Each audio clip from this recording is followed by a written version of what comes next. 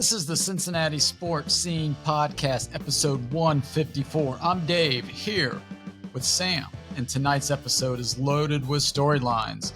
Bengals resurgence, FCC's regression, UC's inconsistencies, and the Reds offseason's free agency's questions. And we've got our trivia, so you want to stick around for that as well. So go ahead and hit that subscribe button so you're part of the conversation.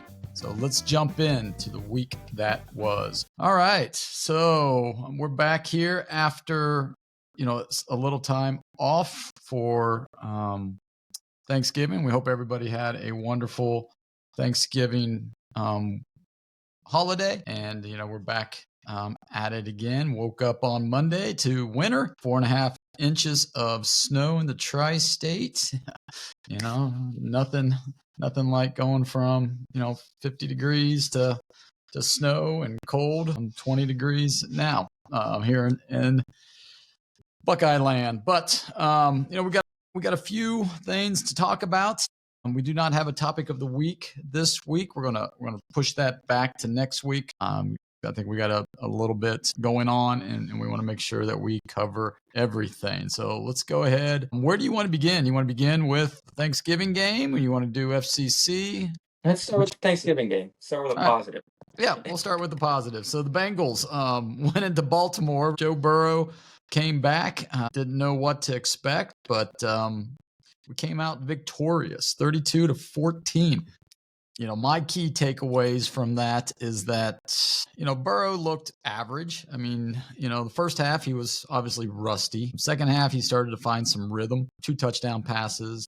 The one to Joseph Bosch was really nice over the middle. And, I think with Burrow, there's a chance, right? I mean, they could win it all 5-8 or 9-8, I'm sorry. And then, hope, right? But I think my biggest takeaway was the defense actually played really well, or at least better than they have been. And they put pressure on Lamar, and Lamar didn't look very good. I mean, he's pretty average when he doesn't get to use his elite speed. Exactly.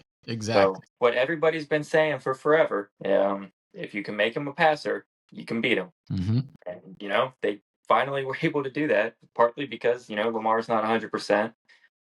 But also partly, we've killed Miles Murphy, but that was without a doubt the best game he's played as a Bengal. I know he didn't get any sacks, but he did not let Lamar break contain at all. I mean, Lamar had one run on a read option that went for like 10 yards and got a first down, but he didn't have any memorable scrambles. He didn't really make any throws on the run. He didn't really break any sacks. I thought the defensive line did a really good job. I thought the secondary did a really good job. The only, nitpick I have with the defense is the linebackers still are not good. I mean, the routes they take to try and get to the ball carrier is just atrocious. I mean, that dump down to Derrick Henry. My gosh. Both of them overran it. I mean, just awful. I mean, it didn't matter because they threw an interception the next play. But still, I mean, the linebacking is going to have to get better. It's going to have to improve because, I mean, that's if the Ravens would have decided to use Derrick Henry more than 10 rushes or whatever he got and actually had a competent game plan going up against the Bengals defense, it would have been trouble. Yeah, but thank goodness they did. Yeah, I don't understand why they put the ball in Lamar's hands. Well, I mean, but here's the thing too. I mean, he doesn't have very good receivers. I mean, and Mark Andrews is on the back end, right? I mean, he's going down the hill. They just gave him a 3-year extension. Did they really? Today. Signed it today. I did not see that, but yeah. I think it was 28 guaranteed, 28 million guaranteed. But I know that's Lamar's security blanket, but man, I don't know. I just, overall, let's talk about Burrow's performance and, what do you think of him coming, first of all, coming back, his play, his, the leadership. What did you see from him that, has been missing these last 9 games? I don't know. I really don't. Because Flacco was putting up pretty good numbers. I really don't know. I didn't see a whole lot different offensively. But for whatever reason, the defense seemed to be galvanized. I don't know, just that mental tick that Burrow's back, we've got a chance. I don't know why they couldn't have had that with Flacco because he was giving He them a was. chance. You're right. Right. But he was it's Burrow's team. Like, I mean, that doesn't change. right. So I think, just seeing him out there toughing it out. I mean, he said before the game, they asked him, why are you playing? We had questions. Why would you play? He's like, get paid millions of dollars to play a kid's game. I'm going to go play.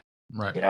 That's exactly just how it is. So, I mean, that message resonated with the whole team. I mean, as far as his actual play, his mobility looked good. I mean, I didn't really notice anything hindering him. I think he was only sacked once, so the offensive line played pretty well. The only thing with the first half in the red zone, they were awful. I think he was like 1 for 10 passing in the red zone. So, I mean, that was not great. No, but think about it, though. When they get down to the red zone, who does he normally look at? T, right? I mean, how many red zone touchdown catches has T have had over his, 6 years with Burrow? And he wasn't there. And I know, and Jamar was being doubled, obviously. So now you've got to look at Gesicki, or you have to look at Josevich or Tinsley. Yeah. I mean, he can't catch a pass with anything on it. You got to lob it to him. So, and then Tanner Hudson makes it one-handed. Yeah. I mean, where did that come from? From Kyle Hamilton. I mean, holy cow. I don't know why Burrow threw that pass. I mean, he was blanketed by Kyle Hamilton. But hey, he made a great catch. He said only one person's going to catch it, and he caught it with one hand, and it was something. But it was Thursday night. I was tired, and I was like, all right, I'm going to watch the first quarter, and it was like, okay, I'm going to watch the halftime, and I was like, oh, hey, and then I'm like, all right, I'm going to stay up to watch third quarter, and it was like, wow, holy cow. And it's like, well, now I got to stay up. Yes, but yeah, I think overall, I mean, just in that first half where he's counting down the play clock, right? I mean, it's just out loud, and he's just like, relax, Teddy, we got plenty of time, and just counting out, letting everybody know who's in charge. I'm in charge here. I know what I'm doing. Just relax. I've got it under control. Snap the damn ball when I tell you to snap it. Those kind of things. And I think that alludes back to your point of this is his team, and they're going to play for him because they saw how hard he worked to get back, and not that, hey, I'm getting back so that I can make the playoffs and be Mr. Playoff. But no, it's like, no, I'm getting back because this is what football players do. I don't care that I'm making $50 million. I'm a football player. I want to get back. I want to play. And it's part of the game, getting injured. And yeah, I've had a string of bad luck being injured here in Cincinnati, but I'm going to play. And I think, like you said, it's send a message in that locker room, and people were just excited, right? They're like, oh, yeah, we're not going to lose on Thanksgiving night. We're not. And the defense, I mean, and Osai had a heck of a game too. 2 sacks, a forced fumble. Yeah. And then the nose or the defensive tackle, I can't remember the kid's name, recovered the fumble. Johnson. What was his first name? Cedric Johnson, yeah. And recovered the fumble. 2 fumble recoveries, yeah. So yeah, I mean, but yeah, that sort of irritated me a little bit when we had it first and goal from the 2 or 3, and that's where I think we should have ran the ball. Should have ran it probably 3 times there. Yeah, I think they only ran it once. Twice. Yeah, but yeah, I think you're right. Yeah, I don't know, and it's like the first down they took a shot, second down ran it, got stuffed. Third down, Burrow had to roll out. He threw that bullet to Josevich, which I mean, might as well throw it 30 rows up. He's not catching that. And then fourth down, they tried to hit Gesicki on the pick play, and Hamilton was all over him. So was that fourth down? I thought they kicked the field goal. No, they didn't get points there. They went for it on fourth down. Okay. Yeah. All right. So thoughts on the Buffalo game? Going. I mean, I like our chances. I mean, I do too. I mean, Burrow against the Bills, he can light them up. The Bills are not, especially on defense. Their defense is not very good. And they just lost somebody. I thought there was something that was on Twitter that it's like it's going to bode well for our offense. It was like Bills, like an injury. I don't know if it was an injury or if it was, if somebody's not playing, it could be an injury, somebody's not playing or something, but I can't, I don't know. I just can't find it I now. saw they signed Darius Slay, the cornerback. They just signed him, so I wonder if maybe a cornerback got hurt. Maybe. But yeah, I mean, either way, the Bills they have not been good. They've been okay, but they haven't been the Bills of the past, right? Yeah. Yeah. My only concern is, our defense. I mean, they are making improvements over the last 3 games, and we just cannot have the Bills running game, right? We can't have Josh Allen running like Lamar normally does, and we can't have, what's his name, their running back. Oh, I'm drawing a blank. Cook running, running for 150 yards. Because, the Bills are going to try to be balanced if they can. And I think it comes down to we have to score touchdowns early so that Buffalo doesn't run the ball a ton, right? And if we can make a team one-dimensional, then we're pretty good. We dominated time of possession against the Ravens. And we dominated. So, I mean, if we can do that again, that also, especially coupled with a couple touchdowns early, they're not going to be able to establish the run game because they're going to have to throw. Right. So, yeah, I mean, that's take away 3 McPherson field goals so that he's not kicking 6 field goals again. Get another touchdown in there somewhere. But that would be nice. But yeah, I mean, if we can have a very similar game plan, I mean, that's probably what you're going to have to do. I think I saw the temperature is going to be around like 30 at kickoff and drop down to 18 or something like that. Is there any snow in the forecast or anything? I didn't see snow. Okay. I was just looking it up here. I mean, then again, I just saw, I think it was James Rapine, because he was talking about they're practicing outdoors this week just to prepare. So he didn't mention anything about snow. I didn't get on the Weather Channel or anything to look at Buffalo's forecast. Well, it says Saturday or Sunday for Buffalo, high of 31, low of 12. A few snow showers scattered about the area in the morning. Otherwise, a good deal of clouds, high 31. Winds out of the north at 5 to 10. Chance of snow, 30%. Well, if it snows, they're not going to be able to see us because we're wearing our white on white again. Exactly. So, maybe if, Buffalo would actually build a dome, they wouldn't be at a disadvantage at home and they wouldn't be crybabies about it like they were last time. So. But that wasn't fair. The home team gets to pick. Choose. Right. Yeah, they can choose their uniforms. If they wanted to wear white, they could. That's not fair. Yeah, right. Now all we have to do is just come out with the white helmet too, Yeah. Instead of the orange helmet. That would really, that would really kick off. It would. Speaking of, Hall of Famers and things like that, Kenny Anderson is a finalist for one of the 3 slots available for the Veterans Committee. And let's see, him, Roger Craig, and I don't know who the third one was, but also Bill Belichick and Robert Kraft are the 5 up, and 3 are coming from that. I don't know how Belichick doesn't get in, but the only thing is, I think it should be just like players. You got to be out 5 years. I would think so too. I think the reason they don't with coaches is just an age thing.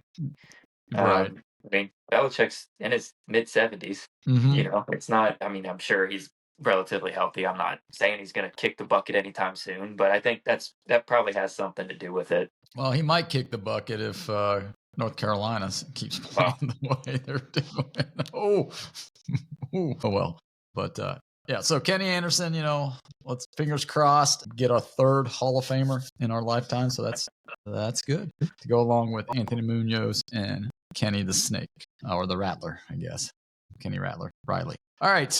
Let's move on to the rest of the Cincinnati sports news.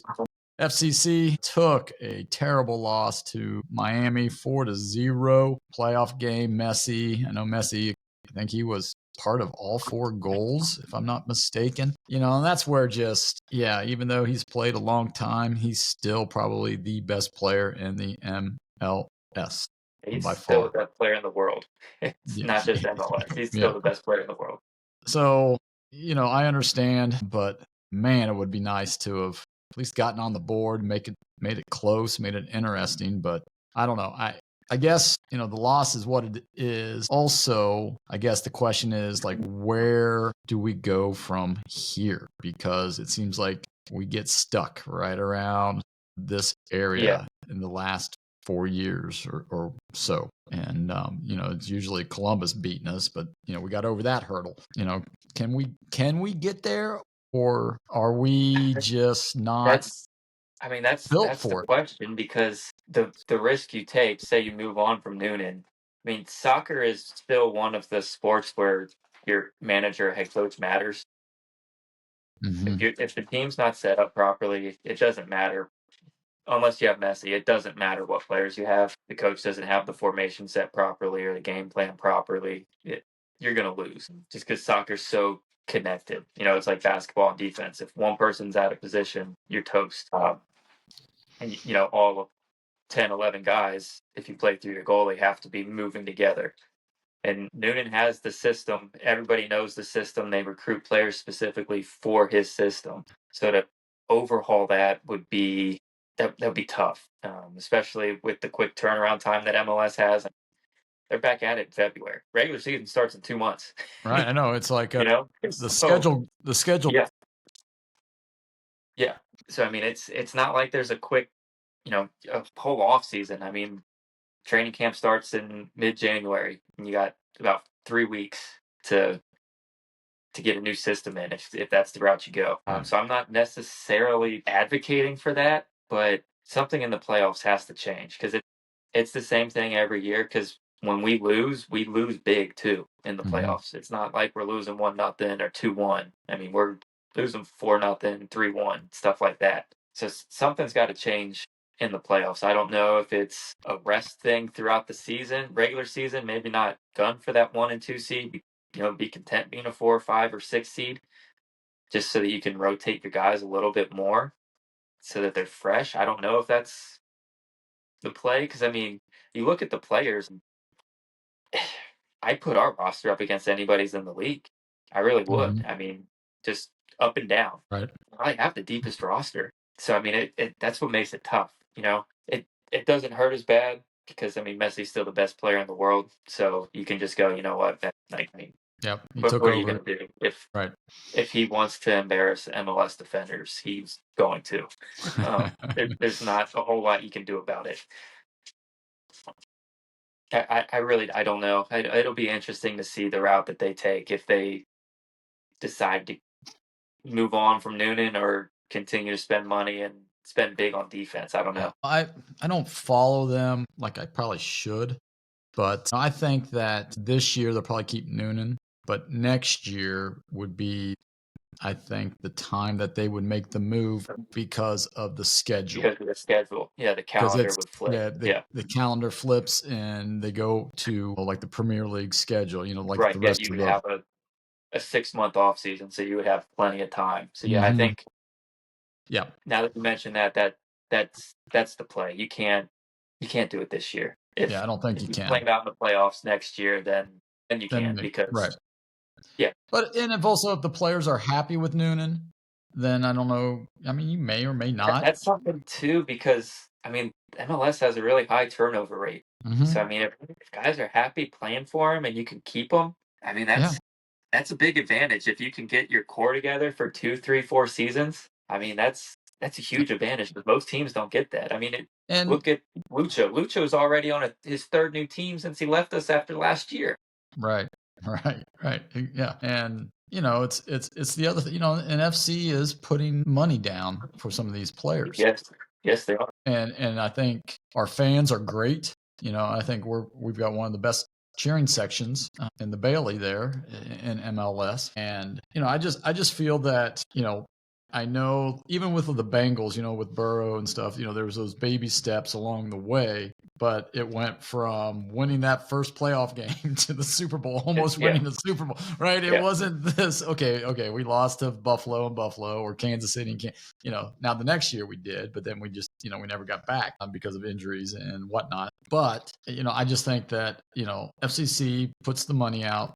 We've got the fans. More players may come, want to play for FCC. It'll be interesting, though, now that, in 2 years when we're all on that same schedule, the transfer windows aren't going to happen, right? Well, it will. The transfer windows will still be. It'll be a universal window now. MLS has an extended window, so that you can make signings. Is generally speaking, transfer window is June to July, and then they have another one in January.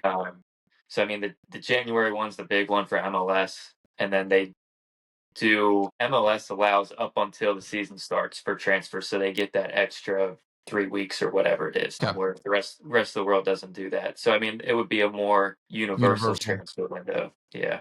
So I mean, that will definitely help. And then I mean, you've got to think we'll have the anticipation, at least from soccer people around here and just the U.S. in general, is you're going to have some of the American guys coming back from Europe after the World Cup because they're going to try and look to capitalize on their marketability.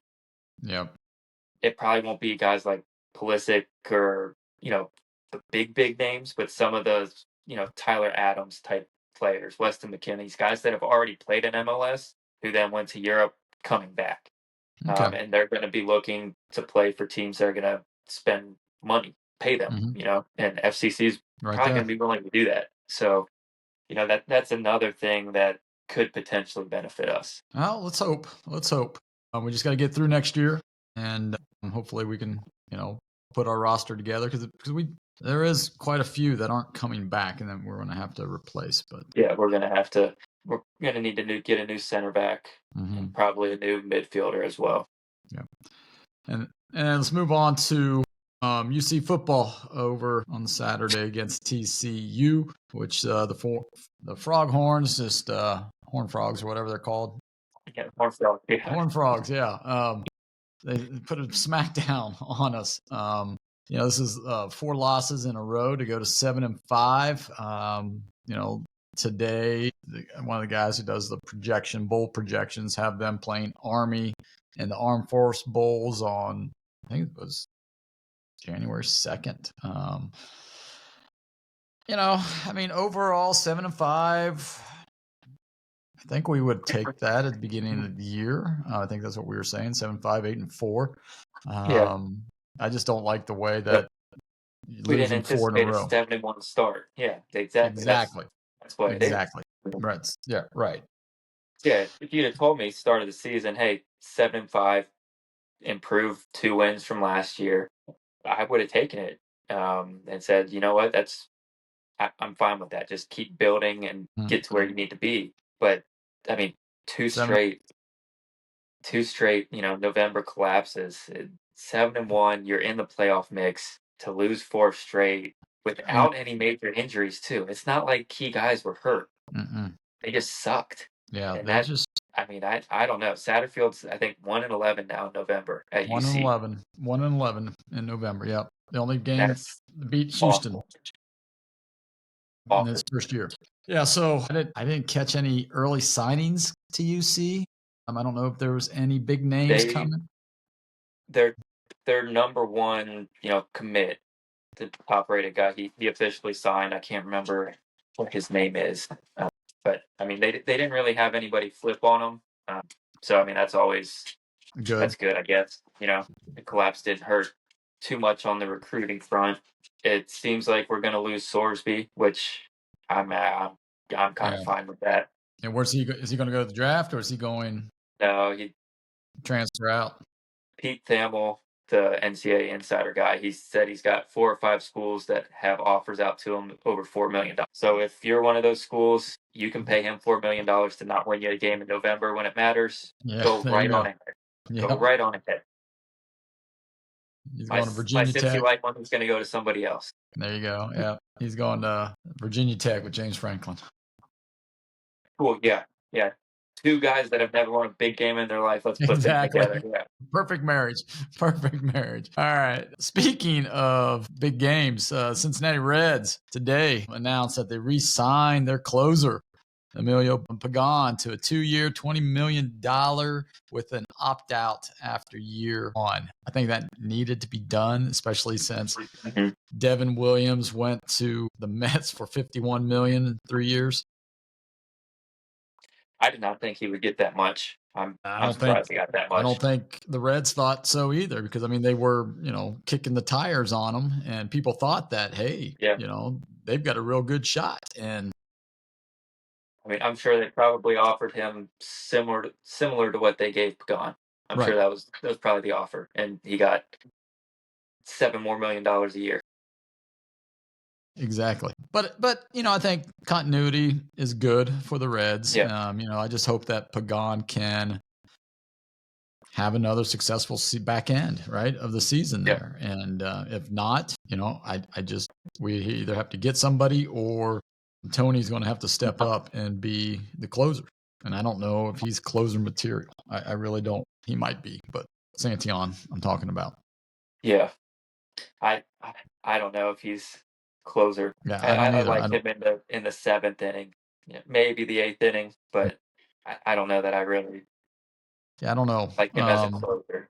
And I don't know if last year at this time I was saying, the closer could be Graham Ashcraft. I was saying the same thing. I don't think that anymore either. I don't think that's, now granted that was his first year in the pen. He has to get adjusted, but I thought his stuff would be closer material. I mean, I thought it would translate high 90s with that hard slider, but it's just, you've got to be able to control it. And that's the problem.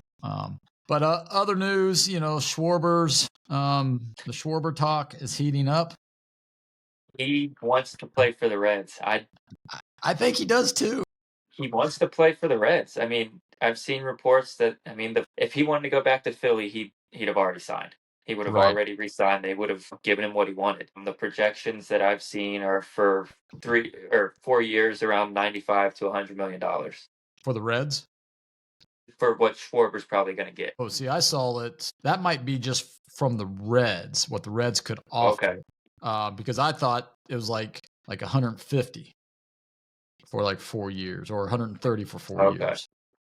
Maybe that was just for the Reds then. I think I could be wrong, but I thought that's what a couple of the people were saying, is that, that might be able to get him back here to Cincinnati because it's hometown, and playing in that park, he could hit 65, 70 home runs, and if you have an opt out after like year 2, like they have had with, like Castellanos, and who was the other one just recently that just opted out? Wasn't there another one? Was there? There probably was. I don't know. It was after, I don't know, but so, and let them do that, and let them come back to Cincinnati and lead off, because I would put him at lead off. I don't care. Yeah. I mean, that's Philadelphia did. I mean, he gets on base.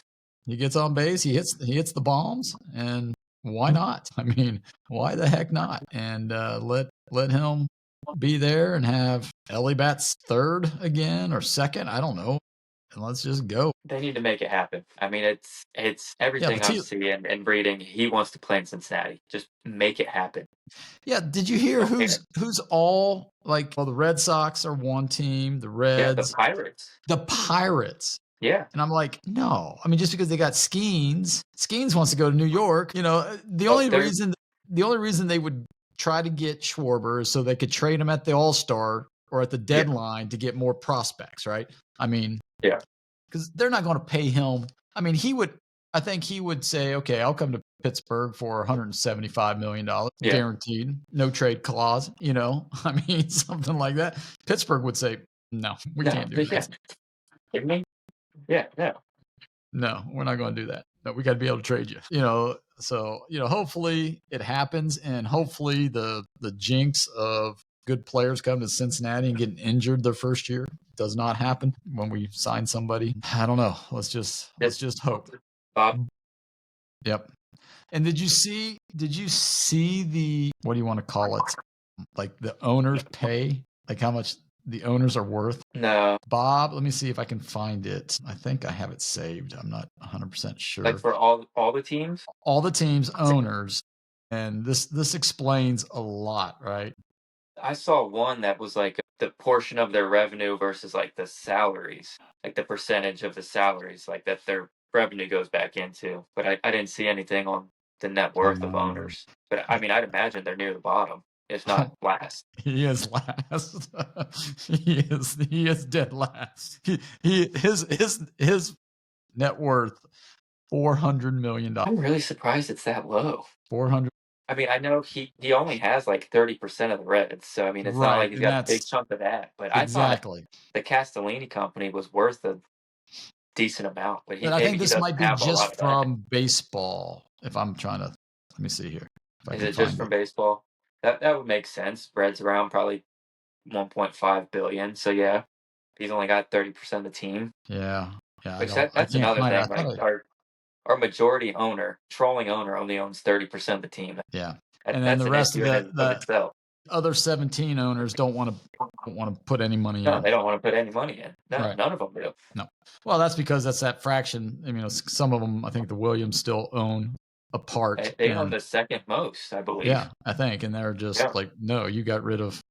Yeah, you got rid of Dick. So yeah, right. no. So see ya. All right. The last thing before we get to trivia and then get out of here is this Friday. It snuck up on us because we haven't really talked much basketball at all, and at the beginning of the year, we're like, ugh.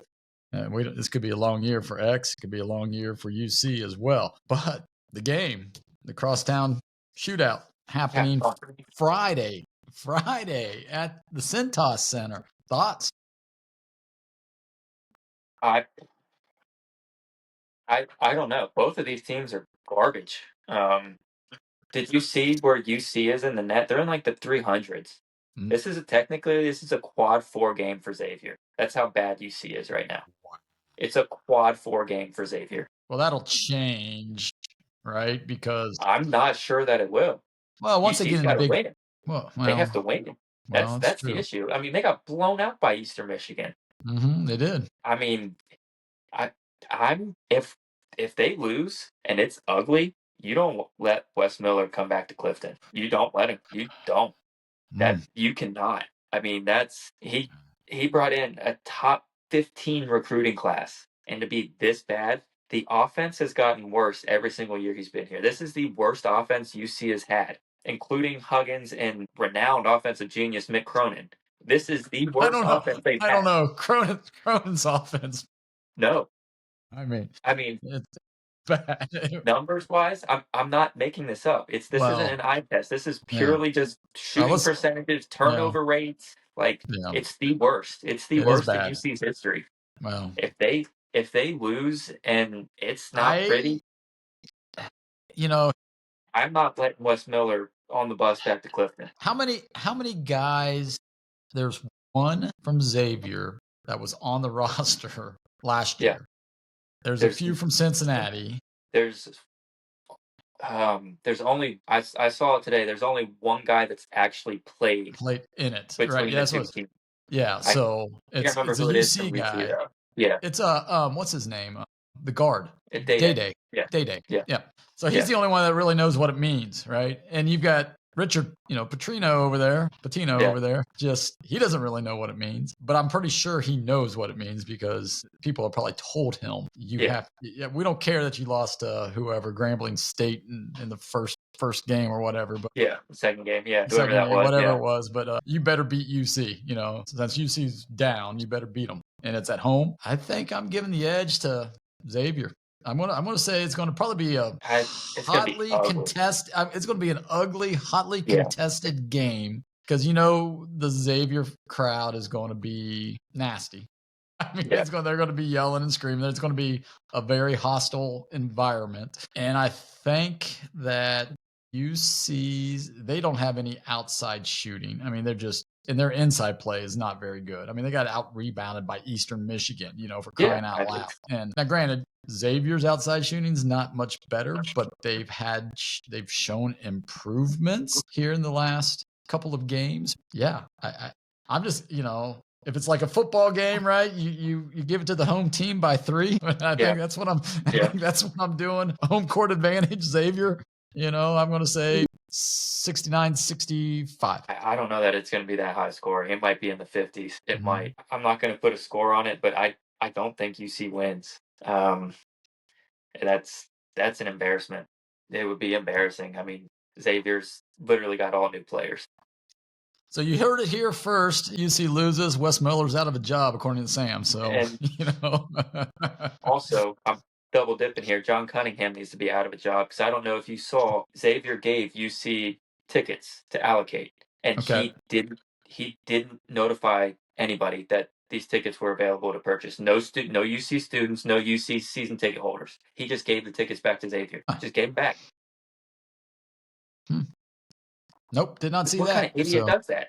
What kind of moron does that? I mean, all he does is help other teams. I mean, you see, Nebraska's supposed to be a home game. Well, we're going to play it in Indy. Actually, I don't want this. Let's go play in Kansas City. Freaking idiot! He's a moron. I don't know what else to say. That's embarrassing. That your biggest rival in any sport, the most important rivalry in this city, Xavier, is allowing you to just give tickets to your fans. You could give them away. You don't even have to sell them. Xavier gave you the tickets. Just sell them on StubHub and put that money into your NIL, for crying out loud. And this dude gave them back. Probably because he's probably saying, I'm going to give them back because next year you're coming to the shoe, and I'm not going to give you any tickets because I didn't take any tickets. I don't know. But I mean, it's a joke. I mean, you're playing at Xavier. You should want as many UC people there as possible. Give them you should. Go right out in front of Fifth Third, right on Nippert, and say, hey, we've got 100 free tickets, first 100 students, here you go. We're going to shuttle you up there on Friday. I mean, what moron doesn't think to do that? It's a joke. It's an absolute joke. Don't know. I mean, but oh well. So we both have UC losing, so that's the kiss. Why is the game on Friday? Is that a Xavier thing? Probably because the last time they played at Xavier was on Friday as well. Was it? Yeah. It might be just because, or is it game on Fox. It's probably Fox. It's probably what it is. Because of the Big Ten championship games on Saturday night football. Yeah. And I'm sorry if it's Xavier UC versus Indiana, Ohio State. Ohio State IU. I think that's going to be a good game. Yeah. Even though I don't really like either of those two teams, I'm watching that over UC Xavier. Yeah. Now, if it was IU Purdue basketball, I'd probably watch that over Buckeyes and Hoosiers football, but that's just me. All right, so let's hit the trivia questions. And I can't even remember. It's been a while. I think I gave you the trivia question last time. Did you get it right? I don't even remember. I thought I gave it to you last time. I don't even remember.